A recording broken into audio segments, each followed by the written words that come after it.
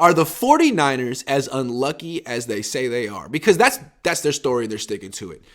They should have won the Super Bowl against the Chiefs, but Nick Bosa got held straight up. And then the next year they should have won, but Nick Bosa got hurt, and they had the most injuries in the league. Then in 2021 they should have won the Super Bowl, but Jaquaski Tart dropped a gimme interception, and now he's off the team. And then this year they should have won too, but Brock Purdy got hurt in the most flukiest of ways.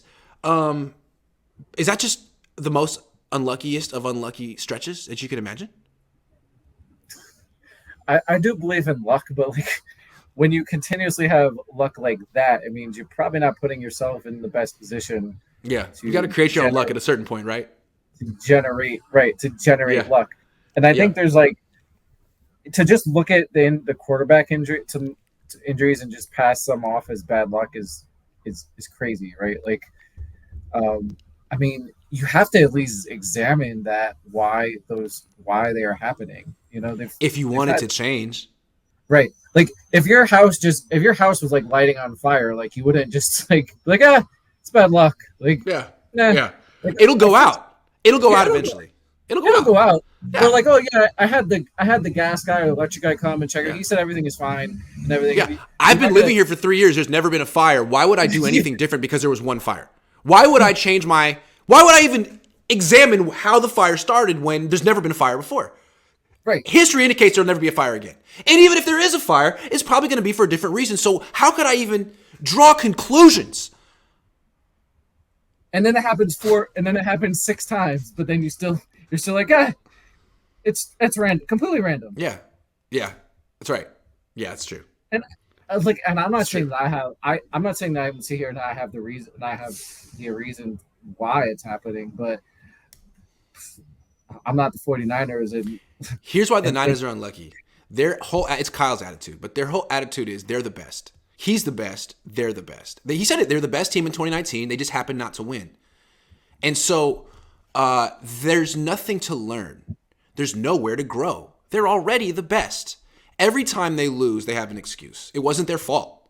It wasn't their fault. It was a coincidence. So what we need to do is not overreact to one game. Don't overreact. Take a step back. Acknowledge that we're the best team in the league and just run it back.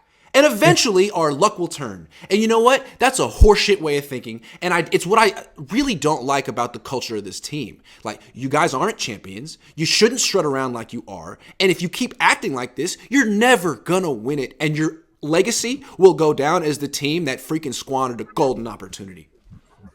Yeah, I would say maybe the culture of the organization, right? Because now that I think about it, they celebrated the Harbaugh NFC Championship, right? Yes. Then they had Harbaugh and the whole team there. Like, that was really odd when they did that. Like, who the hell celebrates conference championships? Like, I don't understand.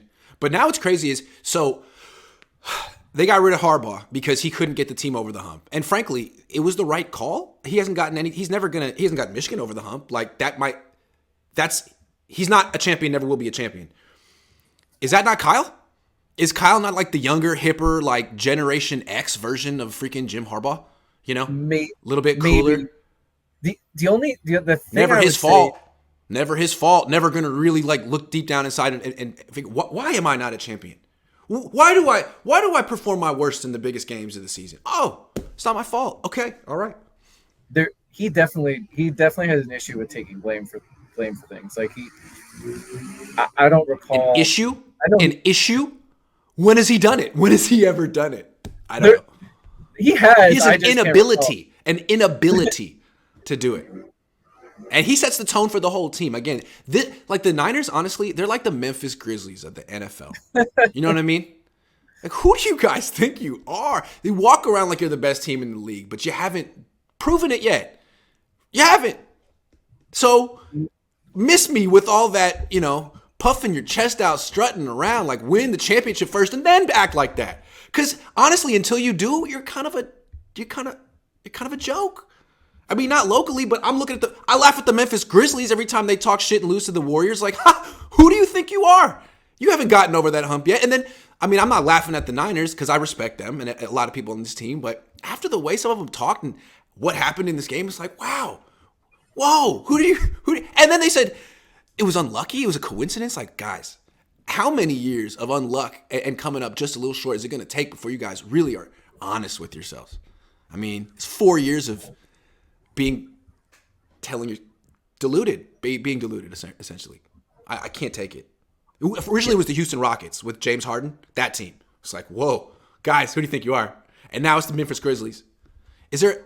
I mean, that's who I would compare him to. Yeah. The Grizz. The Grizz.